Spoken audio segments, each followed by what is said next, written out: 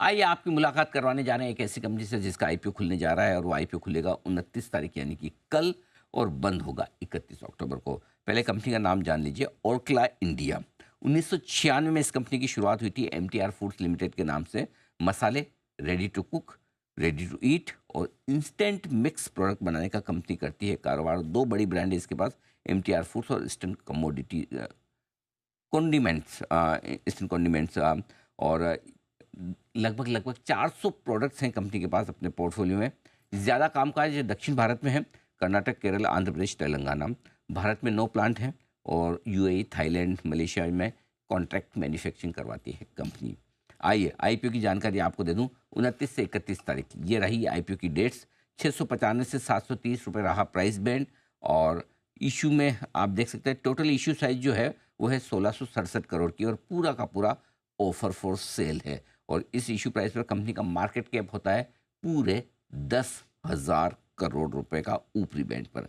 आइए हमारे साथ जुड़ रहे हैं कंपनी के मैनेजिंग डायरेक्टर और सीईओ संजय शर्मा साहब। बॉम्बे यूनिवर्सिटी से शर्मा साहब ने साइंस में बैचलर्स की डिग्री हासिल की है। पुणे यूनिवर्सिटी से आपने एमबीए किया है। मार्केटिंग और एफएमसीजी सेक्टर में लगभग 34 साल से ज़्यादा का आपका अनुभव है। इफ़को, डाबर, कोलगेट, वोल्टास जैसी दिग्गज कंपनियों के साथ कामकाज करने का लंबा गहरा अनुभव है संजय शर्मा साहब का। शर्मा साहब, गुड मॉर्निंग, स्वागत है आपका जी बिजनेस पर। सबसे पहले धन्यवाद हमें समय देने के लिए। अ, इससे पहले कि मैं शुरुआत करूं, आपके बारे में पूछूं, कंपनी के बारे में, जरा पहले तो ये समझाएं सर, एग्जैक्टली कंपनी का बिजनेस मॉडल क्या है? अनिल जी, बहुत-बहुत शुक्रिया और थैंक यू सर। धन्यवाद हमको आपके प्रोग्राम पे बुलाने का। और यहाँ पर आज हमारी इशू कल खुल रही है, तो आपने सही बोला।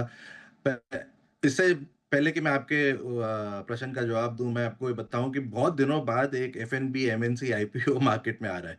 और स्पाइस इंडस्ट्री के बारे में बहुत बात हुई है, बहुत चर्चा हुई है न्यूज़पेपर्स और चैनल्स में। अब एक मेजर स्पाइस प्लेयर लिस्ट करने जा रहा है, तो ये एक 2 बड़े मकाम हैं हमारे लिए, जो जो हम ला रहे हैं। हमारी कंपनी के बारे में मैं ज़रा बता दूँ, हम एक मल्टी कैटेगरी फूड कंपनी है। हम बेसिकली 2 कैटेगरी में हैं, स्पाइसेस मसाला में हैं और कन्वीनियंस फूड में है। हमारे कंपनी में 2 ब्रांड्स हैं, हेरिटेज ब्रांड्स है, एमटीआर जो कि 100 साल पुराना ब्रांड है, और ईस्टर्न जो जिसको करीब 40 साल हो गए हैं। हमारी कंपनी का जो मुख्य उद्देश्य ये है कि जो रोज़ रोज़ बनाने वाले खाने को हम आसान बनाने की कोशिश करते हैं हमारे प्रोडक्ट्स के थ्रू, भले वो मसाले हो या फिर कन्वीनियंस फूड के प्रोडक्ट हो। अब तक की जो हमारी यात्रा जर्नी रही है, वो 2 चीज़ों की गहरी समझ के ऊपर निर्मित है। एक है हमारी, जिसको हम बोलते हैं कि क्षेत्रीय विविधता। भारत को आप एक देश के नज़रिए से देखते हैं, बट जब आप भारत को डिटेल में देखते हैं और 28 राज्यों को देखते हैं, आप देखेंगे कि हर स्टेट में एक अलग लैंग्वेज है, एक अलग कल्चर है और एक अलग क्विज़ीन है। और हमारा जो भारत, देयर इज़ आप किसी चीज़ को इंडियन क्विज़ीन नहीं बोल सकते, क्योंकि हर क्षेत्र की क्विज़ीन अलग होती है। तो हमने ये रीजनल डाइवर्सिटी जो है वो काफ़ी गहरी तरीके से समझी है, और उसके साथ-साथ हमने कंज़्यूमर की पसंद को भी बहुत गहरी तरीके से समझा है। तो इन दोनों चीज़ों को समझने के बाद हमने जो आम एमएनसी के नज़रिए से काफ़ी अलग तरीके से हमने इंडिया को अप्रोच किया है। ऑर्कला ने अपने मेन मार्केट्स में हमने एक लोकल अप्रोच यूज़ किया है, डोमिनेंट रीजनल ब्रांड्स बनाने की कोशिश की है। और इस अप्रोच से हम एक ना केवल एक मजबूत लोकल और मार्केट लीडिंग ब्रांड बना सके हैं, बजाय कि किसी नेशनल लेवल पे जाके हम एक जेनेरिक पोर्टफोलियो कंज्यूमर को ऑफर करते हैं। तो ये थोड़ा-सा हमारे बिज़नेस मॉडल के बारे में और हमारे अप्रोच के बारे में आपको बताता है। बिल्कुल ठीक बात है सर। अब आइए आपके आईपीओ के कुछ फाइनेंशियल्स के बारे में बात करते हैं। सबसे पहले आपके रेवेन्यू ग्रोथ और प्रॉफिट पे मैं आपसे सवाल लेना चाहूँगा। रेवेन्यू ग्रोथ आपकी पिछले 3 साल की 5% सालाना दर से रही है, वहीं मुनाफा 13% की दर से घटा है। इतनी ग्रोइंग इंडस्ट्री में और इतने बड़े मार्केट में रेवेन्यू ग्रोथ काफ़ी कम है और मुनाफा घटने की कोई खास वजह सर? अनिल जी, आपने अच्छी तरह से हमारे आरएचपी को पढ़ा है और सही चीज़ें आपने उठाई हैं। हुँ, तो हुँ। इसके लिए मैं आपको 2 चीज़ बताता हूँ। देखिए, शॉर्ट टर्म में परफॉर्मेंस में जो हमने अपने आरएचपी में दी है, काफ़ी चीज़ें ऐसी होती है जो पीएनएल को हिट करती है। आई थिंक सबसे पहली चीज़ एक जो है मैक्रो इकोनॉमिक फैक्टर्स हमको हिट किए हैं। जैसे कि फूड इन्फ्लेशन काफ़ी हाई हुआ है। फूड इन्फ्लेशन देश में काफ़ी हाई हुआ, कंजम्पशन काफ़ी स्क्वीज़ हुई पिछले 3 साल में। बट जब इन्फ्लेशन हाई था, स्पाइसेस की जो कैटेगरी थी उसमें काफ़ी डिफ्लेशन आई और 2 कंसेक्युटिव ईयर्स से डिफ्लेशन आई है। जो जो मिर्ची हम 120-150 रुपए किलो खरीदते थे, पिछले साल हमने ₹100 से 120 ₹110 रुपए के भाव में खरीदी है और इस साल वही मिर्ची अब ₹70 से ₹90 किलो के हिसाब से खरीदी है। तो इसमें क्या होता है कि जो स्पाइसेस मार्केट है, वो काफ़ी हद तक अनऑर्गेनाइज्ड मार्केट है। 60% मार्केट हमारा अनऑर्गेनाइज्ड है और 40% ही ऑर्गेनाइज्ड है, तो इसकी वजह से हमको अपने प्राइसेज़ को घटाना पड़ा। इस तो इसका मेजर कैसे किया जाए? अगर आप देखेंगे कि जो हमारी वॉल्यूम ग्रोथ है, वो वॉल्यूम ग्रोथ बढ़ती जा रही है और क्वार्टर 1 में आपने देखा होगा कि हमारी वॉल्यूम ग्रोथ करीब 8.7% पे आई है। बट ये शॉर्ट टर्म की परफॉर्मेंसेज़ है, इनको आप अगर एक साइड पे रख दें, अगर आप हमारी लॉन्ग टर्म परफॉर्मेंस देखेंगे, तो आप देखेंगे कि लॉन्ग टर्म परफॉर्मेंस में अगर हम 2010 और 2020 का समय लें और उसमें देखें कि एमटीआर का परफॉर्मेंस कैसा रहा है, आप देखेंगे कि हमने करीब 13 प्रतिशत की ग्रोथ से एमटीआर को ग्रो किया था।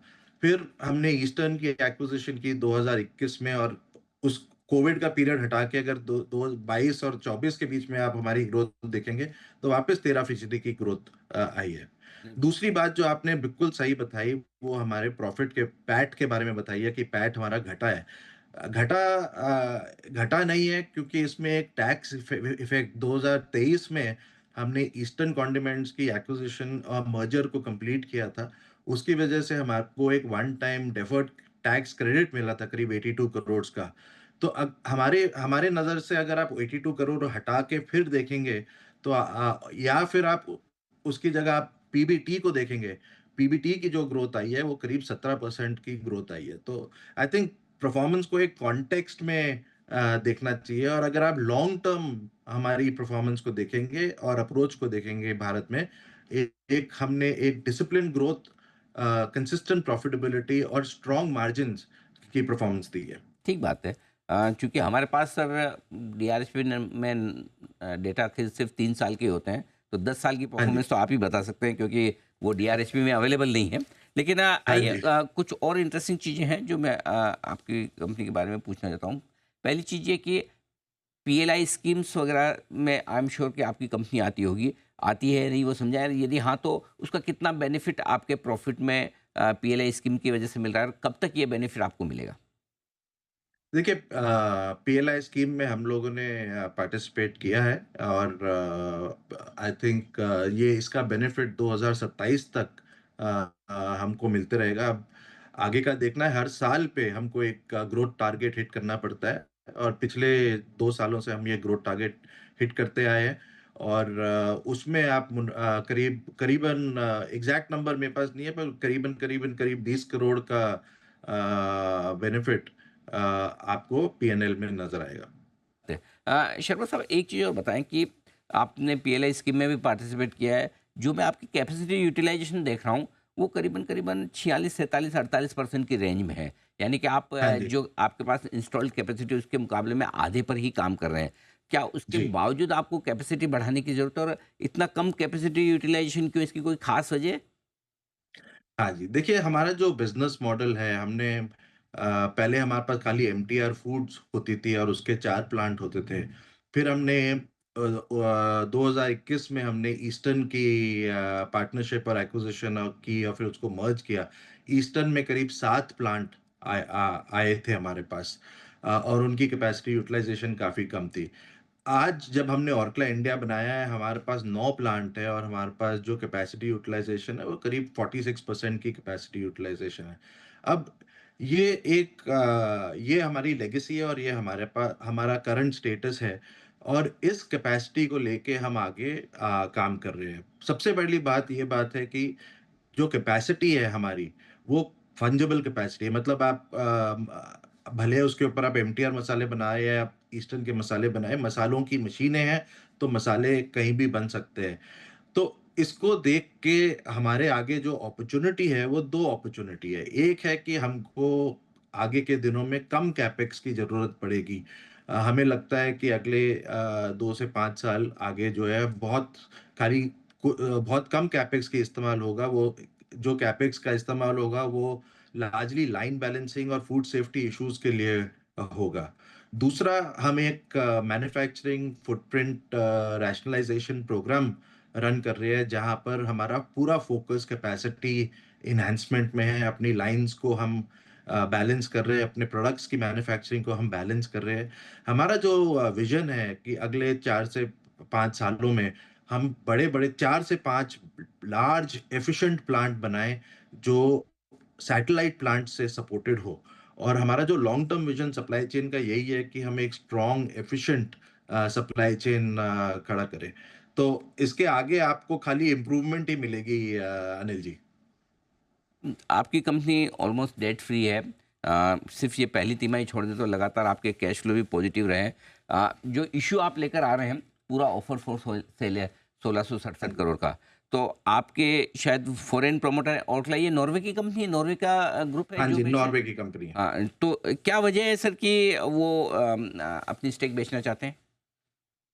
देखिए, आई थिंक इसमें मैं 2 नज़रियों से आपको इस प्रश्न का उत्तर देता हूँ। पहली बात तो जब एमटी मल्टीनेशनल इंडिया में आती है, तो वो इंडिया कंज़म्पशन स्टोरी में पार्टिसिपेट करने को आती है, अनलॉक करने को आती है, और हम सोचते हैं कि अगर हम आईपीओ कैपिटल मार्केट्स में पार्टिसिपेट करेंगे, तो हम इस स्टोरी को और बेहतर तरीके से अनलॉक कर पाएँगे शेयर होल्डर वैल्यू क्रिएशन के लिए।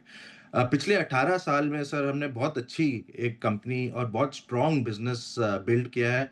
हम 180 करोड़ से स्टार्ट हुए थे, आज करीब 2,500 करोड़ का स्केल बना चुके हैं। अच्छी प्रॉफ़िटेबिलिटी, अच्छी स्टोरी बना के हम मार्केट में आए हैं। हमारी स्टोरी एक डिसिप्लिन्ड ग्रोथ, कंसिस्टेंट प्रॉफ़िटेबिलिटी और अट्रैक्टिव मार्जिन्स की स्टोरी है। और आज हम चाहते हैं कि ये जो हमने वैल्यू क्रिएशन स्टोरी बनाई है, और जो आज हमने कंपनी बनाई है, वो अब हम इंडियन इन्वेस्टर्स के साथ शेयर करना चाहते हैं। और ये आपको ओरकला की एक स्ट्रॉन्गर कमिटमेंट भी दिखाता है कि अब हम इंडिया में ज़्यादा कमिटमेंट करने के लिए तैयार है। आपने सही बोला कि हमने ऑफर फॉर सेल किया और स्टेक बेच रहे हैं, बट आपने ये भी बोला था कि हमारी कैश रिच कंपनी है, डेट फ्री कंपनी है। हर साल हम करीब 300 से 400 करोड़ रुपए का कैश जनरेट करते हैं। तो जो ग्रोथ कैपिटल अगर हमको चाहिए, वो हमारा relatively self funded growth capital है, और हमारे बैलेंस शीट में कोई डेट भी नहीं है, तो हमारी बैलेंस शीट भी काफ़ी स्ट्रॉन्ग है। तो हमको अगर ग्रोथ के लिए कोई भी कैपिटल चाहिए होगा, वो हम बड़े आराम से फंड कर सकते हैं, इसलिए हमने कोई उस प्राइमरी इश्यू नहीं की। ओएफएस हमारे पास एकमात्र रूट बच गया था, जिससे हम कैपिटल मार्केट्स को एक्सेस कर सकते हैं, और जो इंडियन इन्वेस्टर्स की पार्टिसिपेशन है, उसको हम ये ग्रोथ स्टोरी में ला सकते हैं। एक चीज़ और बताऊँ अनिल जी कि हमने काफ़ी इन्वेस्टर्स से मीट किया और रोड शो कर रहे हैं हम लोग। जहाँ भी जाते हैं हमको खाली एमटीआर और ईस्टर्न के यूज़र्स ही नज़र आते हैं। सब लोग आके हमको बोलते हैं कि भई हम आपके प्रोडक्ट यूज़ करते हैं, हम आपके प्रोडक्ट यूज़ करते हैं। आज आप हमारे प्रोडक्ट ना केवल यूज़ करेंगे, बट हमारी ग्रोथ जर्नी में हमारे इन्वेस्टर्स और पार्टनर्स बन के भी आगे चलेंगे। बिल्कुल, बहुत-बहुत शुभकामनाएँ सर आपको, आपके आईपीओ के लिए और आगे के बिज़नेस के लिए। कल से आपका आईपीओ खुलने जा रहा है। उम्मीद करते हैं कि आपकी कैपिटल मार्केट की पारी की शुरुआत मजबूती के साथ हो और आप अपने लिए, अपने प्रोमोटर्स के लिए, अपने इन्वेस्टर्स के लिए काफ़ी वेल्थ बनाने का काम कर रहे हैं। बहुत-बहुत शुक्रिया बहुत-बहुत शर्मा साहब, आज आपने हमें समय दिया और विस्तार से कंपनी के बिज़नेस और आगे के प्लान्स के बारे में और आईपीओ के बारे में जानकारी दी। Thank you so much sir, बहुत-बहुत शुक्रिया।